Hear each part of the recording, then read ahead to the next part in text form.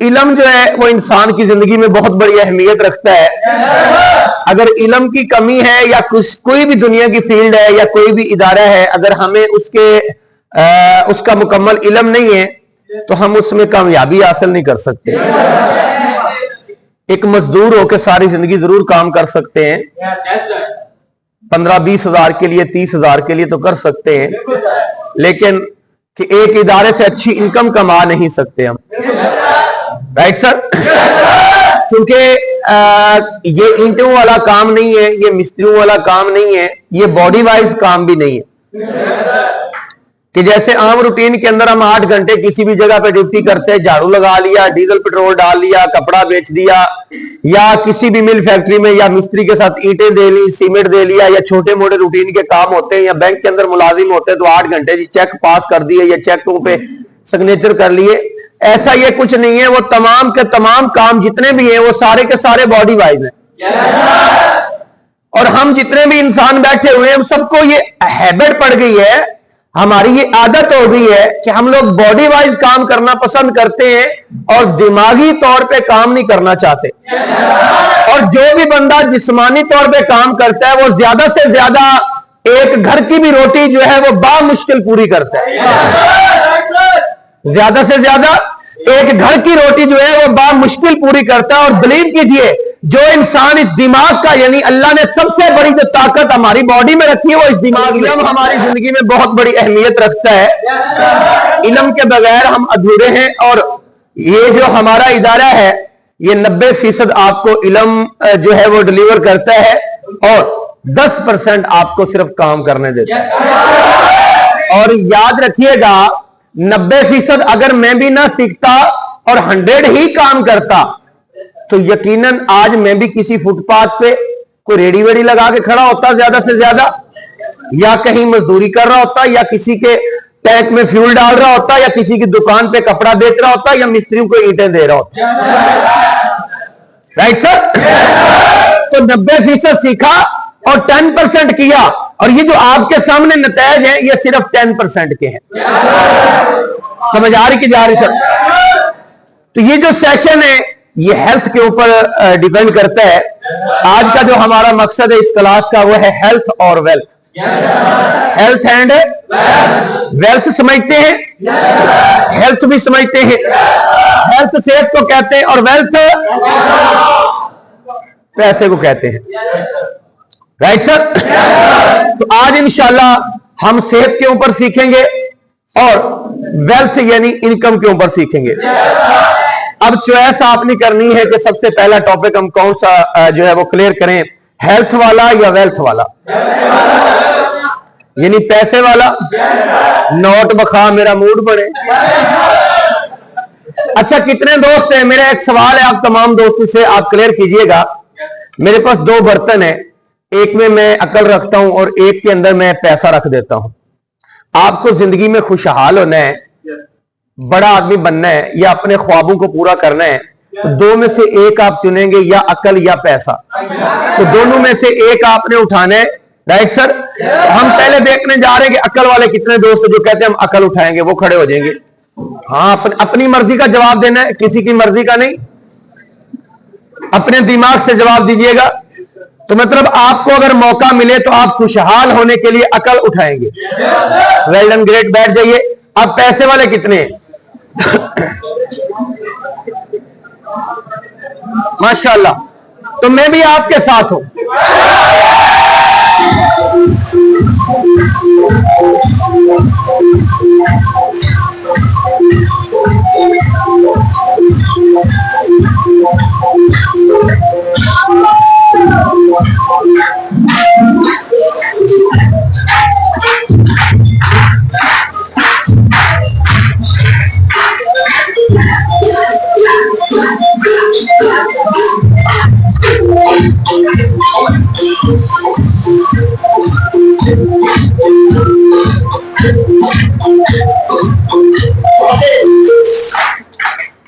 बैठ जाइए। जिनने पहले हाथ खड़ा किया, आपने भी बहुत अच्छा हाथ खड़ा किया, आप भी बेस्ट इंसान है, आपने भी कोई गलती नहीं की, लेकिन हमने भी कोई गलती नहीं की।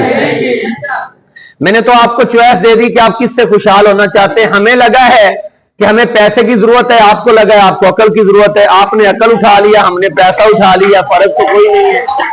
बट अगर आप मुझसे मशवरा करते तो यकीनन मैं आपको यही कहता कि आप पैसा उठाएं। Right sir?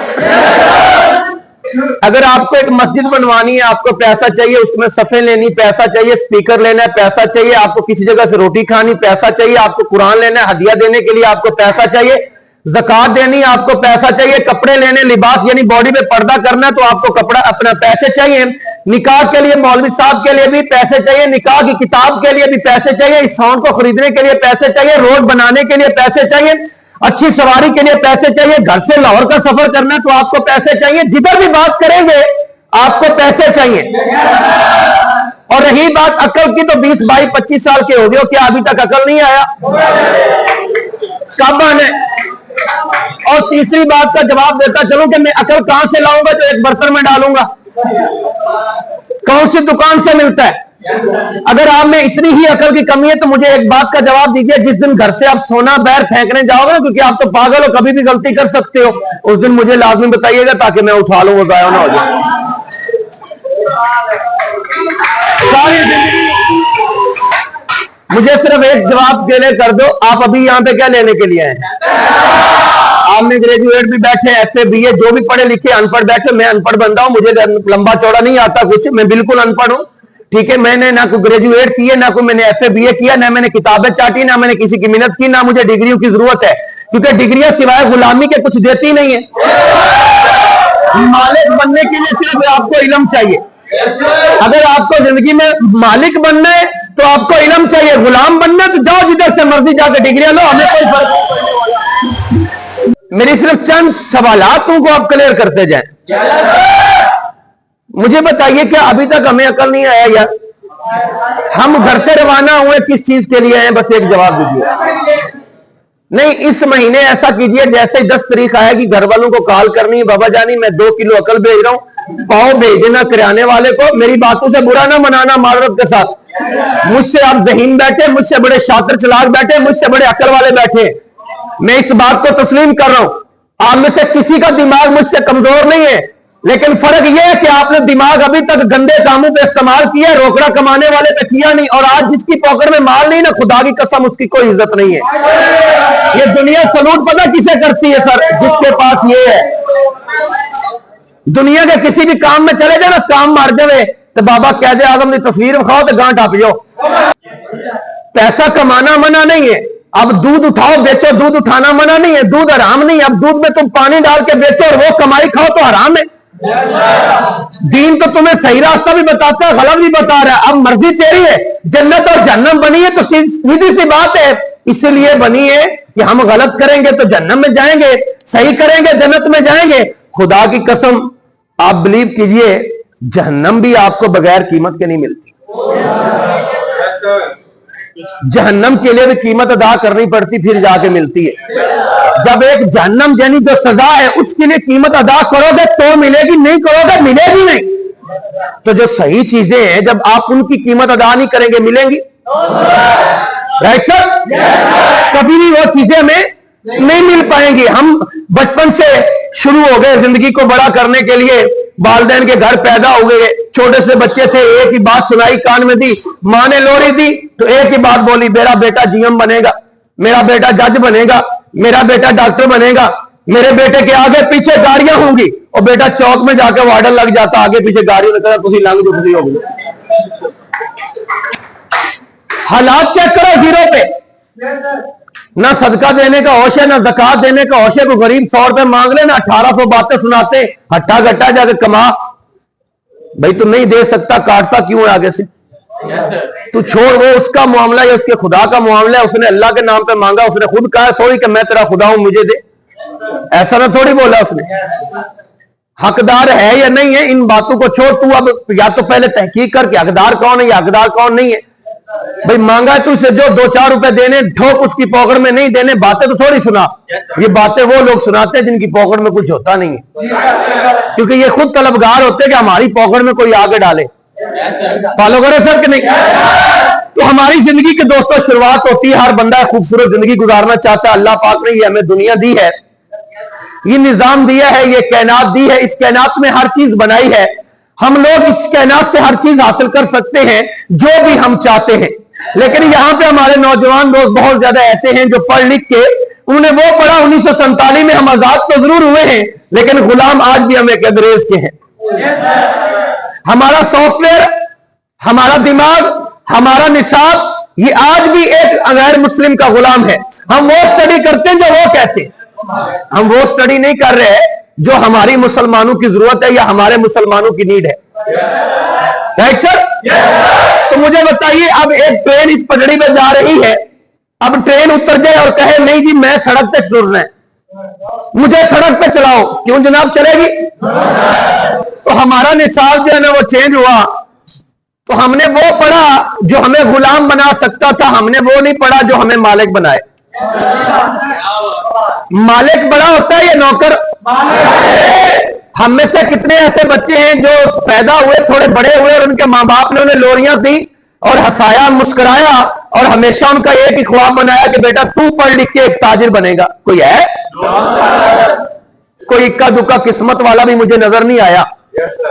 मेरे बाबा के एक दोस्त थे जिनका नाम नदीम था और वो फौजी से सिपाही थे। बाबा के बड़े दोस्त थे, वो आए, उन्होंने बाबा को आके मुबारक दी। शायद बेचारे के पास कुछ देने के लिए कुछ नहीं होगा और जाते हुए उन्होंने मेरे बाप को मुबारक दे के गले लगाया। कहते चौधरी साहब आप इस बच्चे को इंशाल्लाह मैट्रिक करवा लेना, इसको सरकारी जॉब लगवाना मेरा काम है। ये वो तसल्लियां हैं जो आप सबको भी मिलती थी, मेरे वालिदैन को भी मिली। अब ये जुमला उसने बोला, वो तो बेचारा चला गया। वो बड़ा समझदार था कि या तो 20 साल बाद 25 साल बाद ये नहीं बड़ा होगा, या मैं नहीं हूंगा, या जॉब नहीं होगी, कोई ना कोई पंगा नहीं होगा, ना रहेगा बांस ना बजेगी बांसुरी, फिक्र खत्म हो जाएगी। लो जी वो चला गया।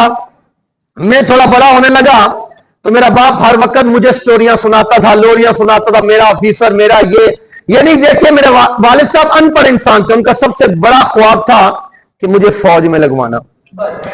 हमारा बेहतरीन इदारा है फौज, खिदमत खलक के लिए आला तरीन इदारा है, कोई भी उसमें शक नहीं है, ना ही हम उसकी कोई बुराई कर सकते हैं। लेकिन अब हर बंदे की एक जाती चॉइस, हम सारे के सारे जाके सरकारी मुलाजिम तो नहीं ना बन सकते। इस मुल्क की एक लिमिट है, याद रखिएगा। अगर इसमें 22 करोड़ या 27 करोड़ आबादी है, या मैक्सिमम जितनी भी आबादी इस टाइम है, अब सारी की सारी मुल्क में जॉब कहां पे एडजस्ट होगी? इस बोतल को उठाने के लिए मुझे अगर एक बंदा चाहिए तो मैं एक रखूंगा, थोड़ी सारी दुनिया थोड़ी ना रख लूंगा। अब मुल्क को चलाने के लिए मुझे 6 लाख 7 लाख 10 लाख 15 लाख 1 करोड़ लोग चाहिए, तो मेरे ख्याल तक मैं उन्हीं को एडजस्ट करूंगा ना, अब बाकियों को थोड़ी कर लूंगा। तो बाकी क्या करेंगे?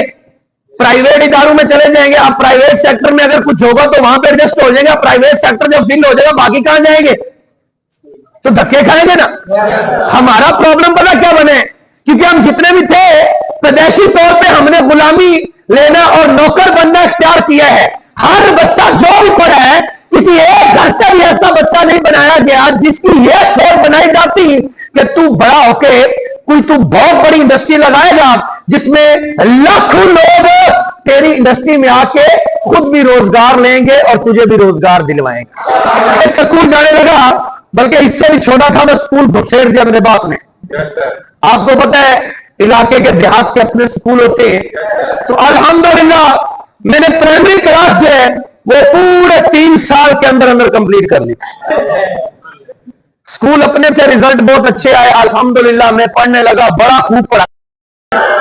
ओके,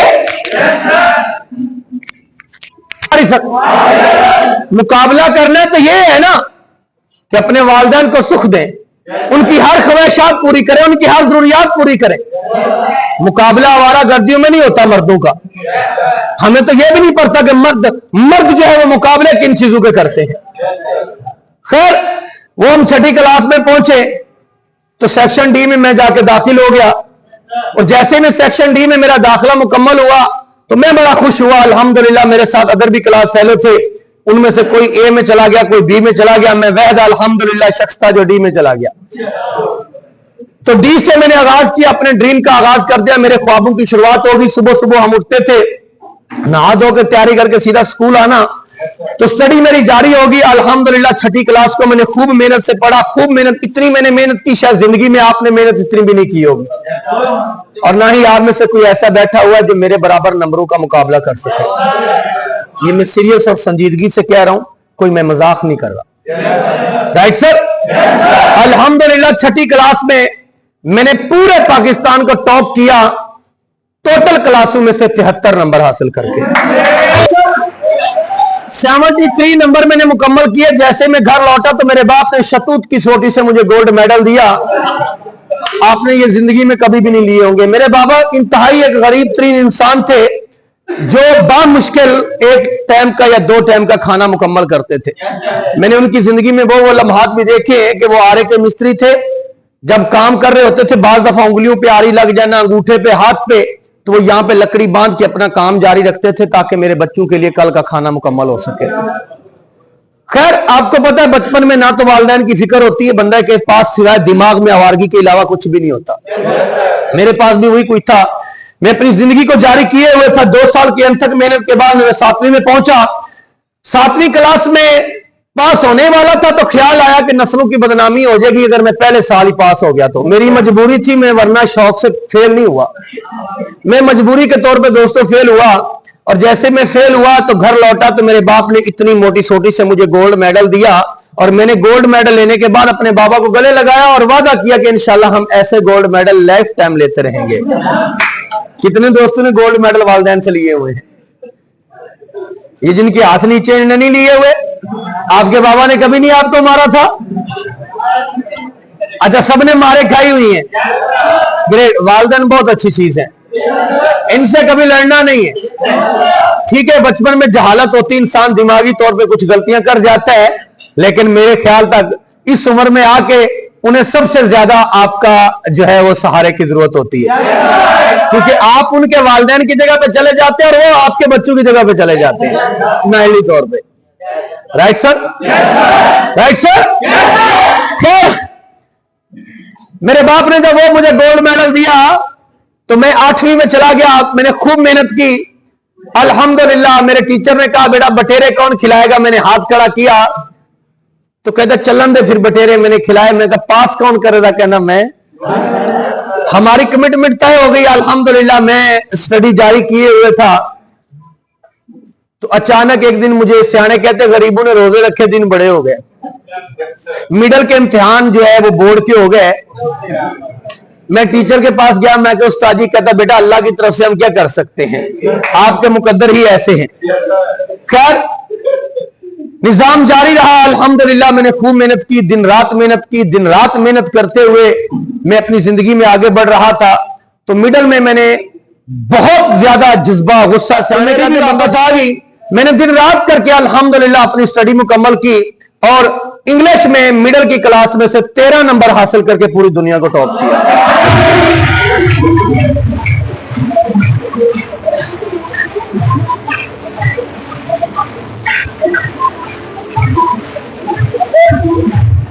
तो मेरे बाप ने मुझे शतूत की सोटी से गोल्ड मेडल नहीं दिया था, बल्कि आज टोके की हत्थी से दिया था।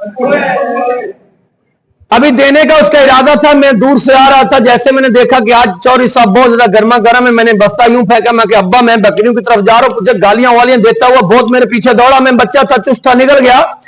अगली दिन में सुबह सुबह आया, दोनों मियां बीवी गुडर मुडर नहा धो के बड़ा परफ्यूम शर्फ्यूम का छिड़काव वड़काव करके बैठे हुए थे चूल्हे पे। पता नहीं क्या करते, रात को जंग वंग लड़ी होगी, हमें इस चीज का इल्म नहीं है।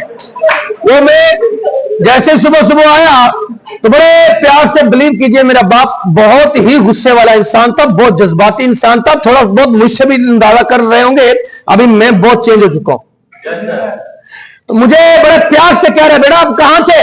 मैं कहा जी नानी के घर। आज रात के भूखे हो गए, मेरा बेटा खाना खाए। कसम से यकीन कीजिए मुझे शक हो रहा था कि अब्बा ये तो कोई और तो नहीं, ये तो कभी प्यार से बात ही नहीं करता, ये तो कभी मीठी जबान से बोला ही नहीं है। इसके मुंह से तो आग निकलती जैसे डायनासोर के मुंह से निकलती है, इतना गुस्सा वाला है। खैर वो एक ही शख्स है जिस पे हम भरोसा कर सकते हैं, वो होती मां। उसने बड़े प्यार से कहा तो मैं बैठ गया। मैं लगता है कोई बेहतरी है। खैर वो बैठ गया, मैं खाना वाना खाया तो मेरे बाप ने मुझे कहा बेटा चलो तेरा कैरियर बनाते हैं। बातों को समझिएगा यहां से। मेरे बाप ने मेरा कैरियर बनाने के लिए मेरा सामान उठाया और फेंक करके कैरियर पर रखा। कहता चल तूने बड़ा पढ़ लिया है, चल आजा तेरा कैरियर बनाते हैं। तो मेरा कैरियर बनाने के लिए मेरा बाप के लंदन में फ्लाइट नहीं थे, आरे का मिस्त्री था। तो हम निकले सीधा आरे पे चले गए। मुझे कहता लकड़ियां उठा के लाओ। मैंने कहा खुदा की कसम वादा करता हूं मैं स्कूल पढ़ूंगा। और उस दिन मेरी वाकई सीरियस नीयत भी थी, खालिस नीयत थी। अगर मुझे पढ़ने देता तो मैं पढ़ जाता। या अल्लाह तेरा शुक्र है कि उसने नहीं पढ़ने दिया, वरना आज मैं भी कहीं ना कहीं दिमाग में ये अतरंगी कीड़ा लेकर बैठा होता कि मेरे पास भी 14, 15 या 16 की कोई डिग्री विग्री है और अपन तो उसके मुताबिक काम करेगा। Right sir? समझ आ रही कि जा रही सर? चल पड़े। तो मैंने कहा जी मैं पढ़ूंगा। तो एक लंबी सी लकड़ी उठा के लाया। मैंने कहा जनाबे आला, मेरे वजीर आजम, मेरे सरदार, मुझे सारी समझ आ गई, आप जो चाहते हैं मैं पूरा करता हूं। इस लकड़ी को उठाने की क्या जरूरत है? मैंने लकड़ियां देना शुरू कर दी। शाम को मेरे बाप ने 50 रुपए दिए। 15 दिन लगातार देता रहा। 16वें दिन दोबारा उठाया, स्कूल ले गया। मैंने कहा जनाब कहां? कहता स्कूल। मैंने कहा लगता आप एक अच्छे ताजिर नहीं है। और ये बात रियल है, ये कोई मजाक नहीं, ये मैंने सीरियस में की हुई है। मैंने कहा लगता आप एक अच्छा ताजिर नहीं है। कहता क्या मतलब है आपका, क्या कहना चाहते हैं? मैंने कहा स्कूल जाता हूं। कितने देते हो? कहता 5 रुपए। मैंने कहा काम पे? कहता 50 रुपए। मैंने कहा बेवकूफ ताजिर समझ रखा जब 45 का घाटा खाऊं आगाज में। इतना मारा, यकीन करो उस दिन इतना जिसकी इंतहा नहीं है। वो आरे का मालिक ने मुझे छोड़ाया तो मैं घर की तरफ बड़े ख्यालात बना रहा था कि घर छोड़ देना है या इसे चेंज कर लेना, पर वो होता नहीं था। राइट? मैंने लेडीज प्रिंटिंग सूट का काम किया 2700 रुपए महाना पे। और उस वक्त यकीन कीजिए कोई मकसद नहीं था, कोई संजीदगी नहीं थी, एक आवारगी लाइफ थी। इतनी आवारा जिसकी इंतहा नहीं थी। घर में रोटी है या नहीं है, घर में भूख है, कपड़ा है या नहीं है, जूते हैं या नहीं है, दूध है या नहीं है, क्या चल रहा है, मकान है, कपड़ा है, कुछ है या नहीं, सब कुछ कोई इल्म नहीं है। वो सारा का सारा ठेका एक बाप का था, हमारा ठेका सिर्फ आवारगी का था। तो मैंने पहले काम की जब शुरुआत की तो मैंने 1 साल वो काम किया। 1 साल 500 की मेरी सैलरी का वादा था बढ़ाई है, उनने नहीं बढ़ाई। हमने काम छोड़ दिया। मैंने कहा जिंदगी और लगाओगे तो 2700 से ऊपर नहीं जा सकते। मैंने वो काम छोड़ा और सीधा मैं आटे वाली मिल में, वहां पे मैंने पल्लेदारी भी की छोटी सी उम्र के अंदर। टोटल मेरे ख्याल तक मेरी एज जो थी तब 14-15 साल होगी, इससे ऊपर नहीं थी या इससे भी कम थी। तो मैंने उस पल्लेदारी को अलविदा कहा। आटे की बोरियां पैक करता था, 10 किलो की, 20 किलो की, चोखर वोखर पैक करता था। ये फाइन जो होता है जिससे बनाते हैं ये नान वगैरह, मैदा वगैरह, सूजी, ये सब मैं पैकिंग करता था। तो वहां से मैंने कुछ टाइम लगाया तो मेरी सैलरी जो थी वो टोटल 4500 रुपए वहां पे थी। और वहां से मैं निकला तो मैंने ख्याल किया कि ड्राइवरों की बड़ी जिंदगी कमाल की होती, खाने वाने भी कमाल खाते हैं और लड़कियां वड़कियां भी इनके पीछे कमाल जाती। ये मैं आपको सीरियस कह रहा हूं, इसमें कोई जोर नहीं बोल रहा। Right sir? तो मैंने अपनी जिंदगी को बदलने के लिए, अपने ख्वाबों को पूरा करने के लिए दोस्तों से राब्ता वगैरह करके और मैंने कराची का रुख किया। तो मैं कराची चला गया। इतने इतने लंबे मच्छर होते थे, यकीन मानिए। मैंने कुछ टाइम वहां पे बतौर कैलेंडरी एक बड़े ट्रेले पे जो जमीन से ऑयल क्रूड निकलता था वो हम लोड करते थे टंडो आदम वाली साइड पे, और ठट्ठा बदीन से, हैदराबाद से, ये सब इलाकों से हम वो लेके जाते थे। तो आप बिलीव कीजिए एक कुत्ते की जिंदगी और एक ड्राइवर की जिंदगी बराबर होती थी। कोई फर्क नहीं मुझे नजर आया। जिल्लत का सिवा कुछ नहीं था। रोटी खानी है तो बची हुई नहीं होती थी कि अगर वो खाने लगे तो हम साथ बैठ जाए। वो जाएंगे, ऑर्डर देंगे, उनका खाना आ जाएगा, वो खाने लग जाएंगे। हम तब तक नहीं आ सकते जब तक गाड़ी के टायर क्लियर ना कर लें, गाड़ी को कपड़ा वपड़ा ना लगा लें, उसकी मुकम्मल ना कर लें। इतनी स्पीड में खुदा की कसम खा के कह रहा हूं, झूठे बंदे पे लानत, इतनी स्पीड से करते थे कि कम से कम उनकी हाफ खाने में तो शामिल हो जाए, कहीं आज भी ग्रेवियां ना खानी पड़े। तो जब भी किसी कोई अच्छा उस्ताद होता था उस पर इतराज करना, तो उसने कहना बेटा ऐसा ना करें, आपने एक अच्छा ड्राइवर बनना है। तो मैंने कहा भाड़ में गया ड्राइवर, अगर फुल पेट से खाना खा लेंगे तो क्या ड्राइवर नहीं बन पाएंगे? या तुम्हारी गली सोच ही ऐसी है। कुछ टाइम लगाया, उसको अलविदा कहा, तो वहां से छोड़ के मैं सीधा मुजफ्फरगढ़ सेंट्रल जेल में आ गया। बंद नहीं हुआ था यार, मजदूरी के लिए आया था, बंद नहीं हुआ था, बड़े ओ हुआ है सबके एकदम।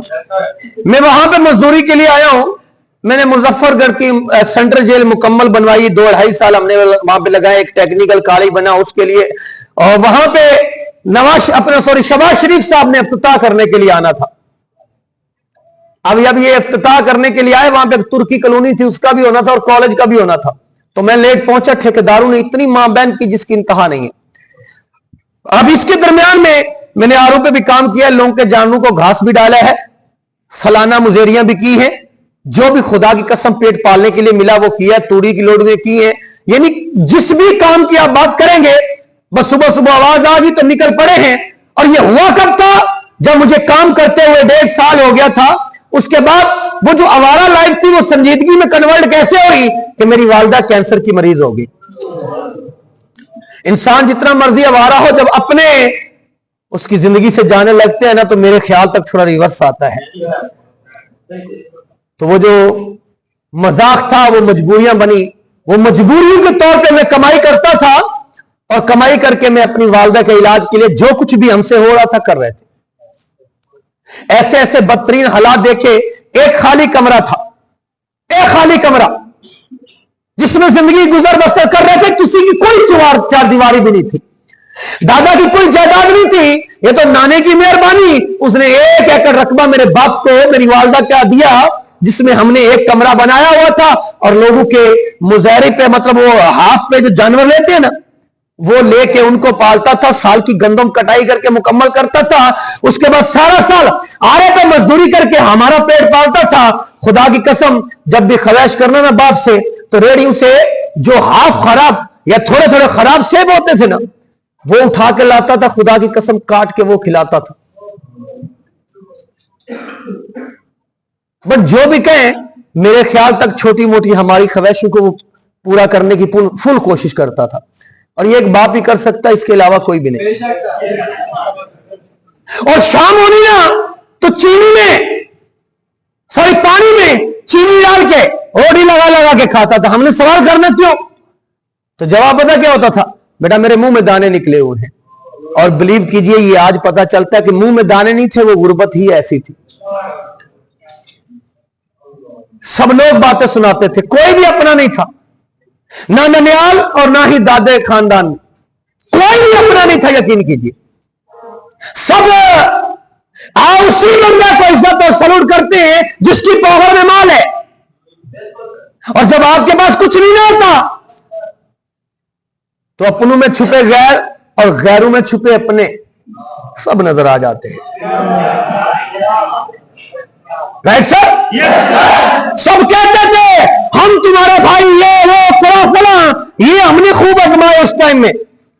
ऐसे ऐसे दिन भी कि कई कई दिन भी वालिदा भूखी बैठी रहती थी, इलाज के लिए कुछ नहीं होता था, यानी बोल तक भी नहीं सकती थी। मैंने जिंदगी में ऐसे ऐसे मुश्किलात के टाइम देखे कि होटलों के जो टुकड़े बच जाते ना रोटी के, वो भी उठा के खाए हैं। किसी ने खाना छोड़ा है, उससे इजाजत मांग ली कि क्या आपने ये खाना छोड़ा, क्या इसको मैं खा सकता हूं? उनमें कुछ तो कह देते थे कि आप खा ले, और कुछ ऐसे भी होते थे जिनने फौरी कुछ रोटियों और का ऑर्डर करना और कहना बेटा आप यहां पर बैठ के खा ले। वो दिन भी देखे। उन हालात में भी अल्लाह का शुक्र अदा किया है, कभी एक लम्हे के लिए भी चेहरे पे मायूसी नहीं डाली। साल साल बह रहते थे, सालों साल बाद घर लौटते थे, सालों साल बाद। एक बार आया तो वालिदा की बॉडी काम नहीं करती थी, बड़ा अपने आप को घसीट के, वो जो काने की बनाई हुई थी ना दीवारें, समझते ना कानों की दीवारें, तो वहां तक आई। तो मैं रात के 1 बजे आया, तो मैंने कहा क्या मैं अंदर नहीं आ रहा था? तो मेरी वालिदा ने, खैर मैंने ये इस चीज को एडजस्ट किया हुआ है। तो उसका शेर कुछ यूं था, कि परदेसी बेटे के आने के इंतजार में बड़ी शिद्दत से दरवाजे की चौखट पे लो लगाए बैठे हैं। आज मैं बैर नहीं था, 1 साल हो गया था इस पाकिस्तान में ही था, यानी इतनी औकात नहीं होती थी, इतनी पॉकेट में माल नहीं होता था कि किराया लगा सके। यकीन करें, एक एक जूस के डब्बे की खुदा की कसम हसरत होती थी 6-6 माह के अंदर कि ये जूस पी लें। कहीं से कुछ बन रहा होता था, कुछ खाने का दिल करना, यकीन मानिए ऐसे ऐसे दिन भी आए, बर्गर वगैरह कभी सुनते थे लोगों से खाते हैं, ऑर्डर भी दे दिया, हाफ ऑर्डर से ही निकल के गायब हो लेते थे कि छोड़ो यार ये पैसे भी घर चले जाएंगे, उनकी जरूरत पूरी हो जाएगी। और ये वो किस्से हैं जो मेरे ख्याल तक तकरीबन हम सबके मिलते जुलते हैं जिंदगी में। Right sir? तो ये सब हालात मेरी जिंदगी में यूं चलते जा रहे थे। फिर एक वक्त आया, क्योंकि इंसान जब मुश्किलात में होता है तो अल्लाह से रजू लगातार कर रहा होता है, अपने खुदा से मदद ले रहा होता है। तो मुझे यकीन होता था, ठेकेदारों ने एक दफा गालियां वालियां दी तो बड़ी बड़ी गाड़ियां उनकी थी, मैंने देखी, मैंने खुदा की तरफ देखा, मैं कहा या खुदाया एक दिन हमें भी तो ये देगा ना, हम भी इस लेवल पे आएंगे। अल्हम्दुलिल्लाह फिर ऐसा वक्त आया, 20 जून 2014 को मेरी जिंदगी ने एक नया रुख, एक नया मोड़ पकड़ा। मैं सुबह सुबह घर से रवाना हुआ अपने काम के लिए, फैसलाबाद के लिए। जब मैं रवाना हो रहा था इसी काम के लिए, तो मेरी छोटी सी बहन ने मुझे एक लैलून का टूटा हुआ जूता पेश किया और मुझसे वादा ले रही थी कि जब घर वापस लौटोगे तो मेरे लिए नया जूता लेके आओगे। यकीन कीजिए मैं सीट पे सर रख के रो रहा था और मैं अपने साथ वादा कर रहा था कि मुझे पार्ट टाइम जो भी काम मजीद करना पड़ा मैं वो करके इनकी ख्वाहिशात और इनकी जरूरियात और इनकी जो भी नीड है वो मैं इंशाल्लाह पूरी करूंगा। लेकिन मुझे क्या पता था कि मेरा खुदा तो मुझे खुशहालियों की तरफ वेलकम कर रहा है। मुझे यकीन कीजिए कुछ भी नहीं आता था, मुझे आज तक ABC मुकम्मल नहीं आती, कभी सुनना भी ना लीजिएगा। यस सर, अभी तक नहीं आती। मैंने कुरान यहीं पे आके स्टडी किया है, मैंने इल्म ये सारा यहीं पे आके लिया है, ये इसी इदारे की बदौलत और मेरे खुदा का करम है और मेरे ऐसे टीचर जिन्होंने मुझ पे ये सारी की सारी शफकत की है। Right sir?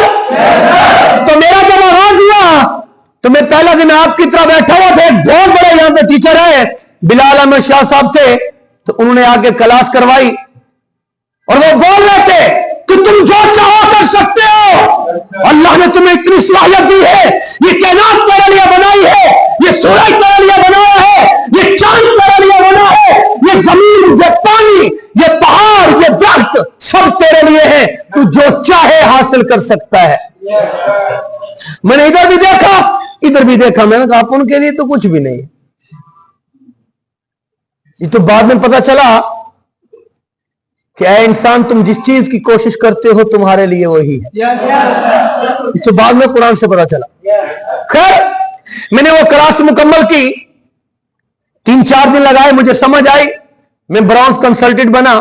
मैंने आगाज किया और अपने साथ एक वादा किया कि इंशाल्लाह यहां से या तो मेरी कामयाबी लौट के जाएगी या मेरा जनाजा जाएगा। अल्हम्दुलिल्लाह आगाज किया, 8 महीने अभी 15 दिन मुकम्मल हुए थे, बाली इंडोनेशिया का टूर भी विन कर चुका था और महाना इनकम भी अल्हम्दुलिल्लाह लाखों में थी और 1 to 5 भी ले चुका था। 10 साल हो गए मुकम्मल मुझे इस इदारे में, 10 साल। हम 3 भाई हैं, अल्हम्दुलिल्लाह तीनों भाई इस इदारे में काम करते हैं। मेरा एक सीनियर मैनेजर है, मेरे बड़े भाई मुझसे वो मैनेजर है और एक छोटे भाई हैं वो प्लाटिनियम है, असिस्टेंट मैनेजर। ये भी कोई 70-80 कमा लेता है, ये भी कोई 2.5-3 लाख कमा लेता है, मैं भी कोई गुजारा दाल रोटी पानी कमा लेता हूं। Right sir? ये पहली अचीवमेंट है हमारी। अब तक अल्हम्दुलिल्लाह 11 इंटरनेशनल टूर विन किए हैं।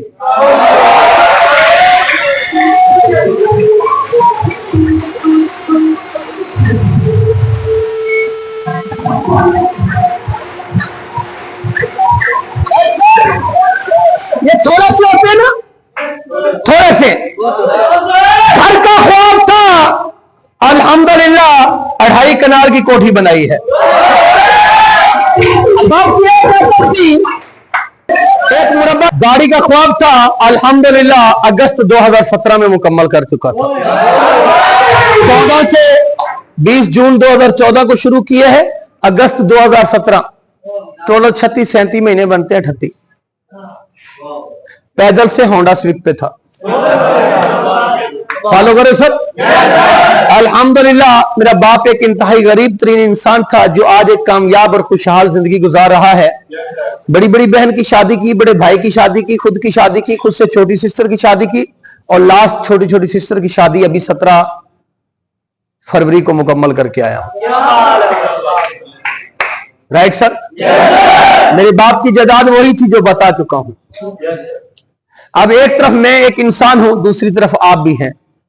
मैं अब आपसे पूछना चाहता हूं, देखिए जरा अपना गौर से हाथ निकालिए दोनों, जरा देखो आपके हाथ हैं। अब मेरे हाथों को देखो, सेम है, मिलते जुलते हैं या कोई डिफरेंस है?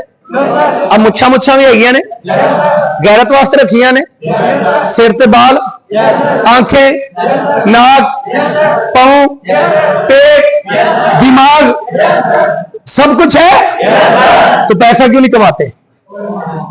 प्रॉब्लम क्या है फिर? आप में और मुझ में डिफरेंस क्या है? Right sir. आइए अब उधर चलते हैं, वो चीज समझते हैं जो हमें नाकाम बना रही है